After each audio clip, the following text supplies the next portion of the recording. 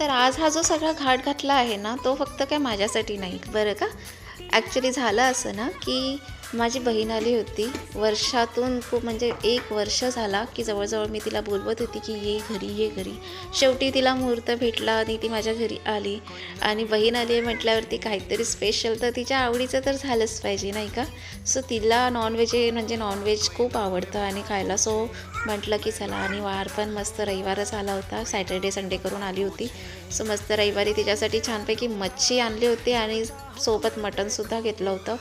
मस्तपैकी मच्छी फ्राय करून घेतली, चपात्या करून घेतल्या आणि मटण होतं. सो मटण कुकरमध्ये शिजवून घेतलेलं मी, कारण पोरं आहे. सो पोरांना ते थोडंसं लाईटली कुकरमध्ये थोडंसं बनवून घेतलेलं हळद आणि मिठावरती.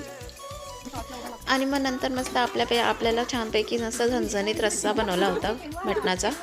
आणि त्याला अगदी अख्खा मसाल्याची फोडणी दिली तेलामध्ये. त्याच्यानंतर कांदा घेतला आणि जे आपलं नॉर्मल जे आपण मसाला वाटण जे घालतो तेच वाटण, जे कांदा खोबरं लसूण आलं लसूण मिरचीचं आणि कोथिंबीर ते छानपैकी घेतलं. हळद मसाला छानपैकी मस्त फोडणी दिली त्याला.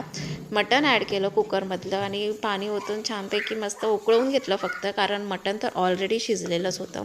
आणि छानपैकी मस्त वरनं गार्निश करून घेतली कोथिंबीर, कारण आजकाल कोथिंबीरचा सीझन आहे आणि हिरव्या पालेभाज्या आता ह्या सीझनमध्ये खूप छान भेटतात आणि फ्रेश असतात.